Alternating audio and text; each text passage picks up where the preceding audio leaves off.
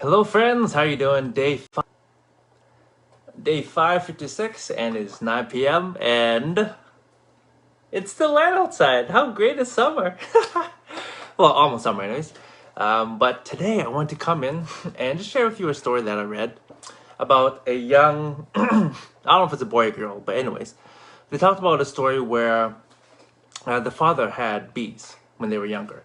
And one day he went to, I'll say it's a boy. One day he went to his father's house and his father showed all the honey that he actually gotten from the hives. So his father took the lid off the 5-gallon bucket full of honey, and on top of the honey there were 3 bees, and they were struggling. They were basically covered in honey. They couldn't really move. They were sticky. They were drowning. So obviously that's not a good thing. And so the little boy asked them if we could help, if they could help them, and he said that they would probably drown and not survive, and probably just a casualty of honey collection.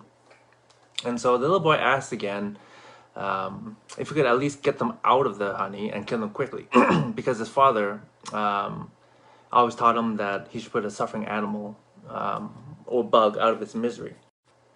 So the father finally conceded and and said okay. And what happened? Let me see here. And so basically they scooped the bees out of the bucket and he put them in an empty container, just leaving it outside to the side. And because he had disrupted the hive earlier with the honey collection, there were bees flying all over the place. And so they put the 3 bees on the side in the plastic container.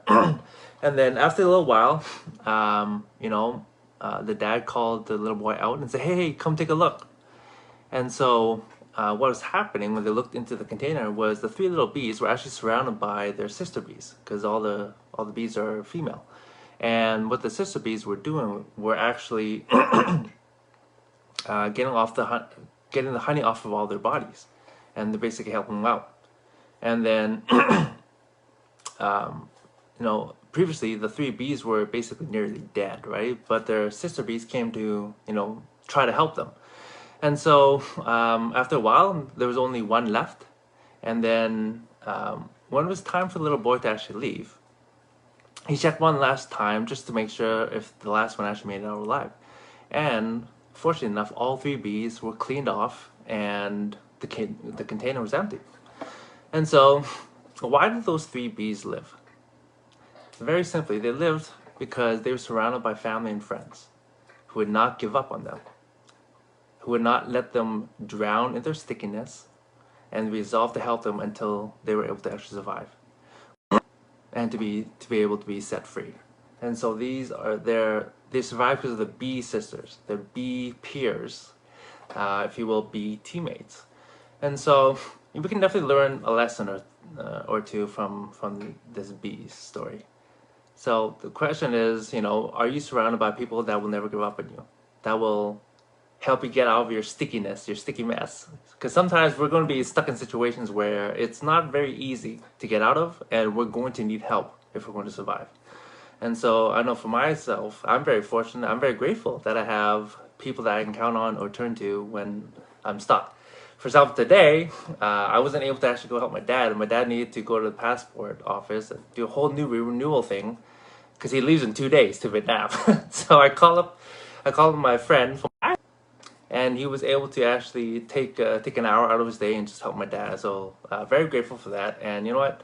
We all need people to lean on at times. So I'm very grateful for all of you that are in my life that I could lean on at times. And I hope that you have people like that as well in your life. And so the moral of the story, my friends, be kind always. Anyways, that's all I want to share tonight. Just a short story and a reminder of just to be kind. Very simple. The world can definitely use a lot more of it, and it just takes a little bit of extra effort. Anyways, I love you all. I hope you have a great night and a start to your weekend.